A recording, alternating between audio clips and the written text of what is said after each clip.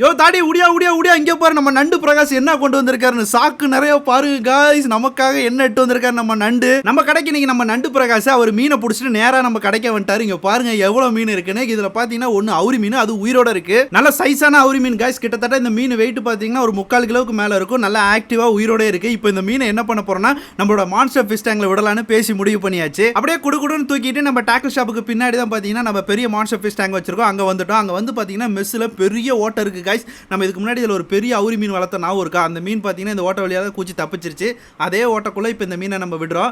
இந்த மெஸ்ஸை வந்து மாற்றணும் காய்ஸ். ரொம்ப டைம் ஆயிடுச்சு, எல்லா பக்கம் ஓட்டையாயிடுச்சு.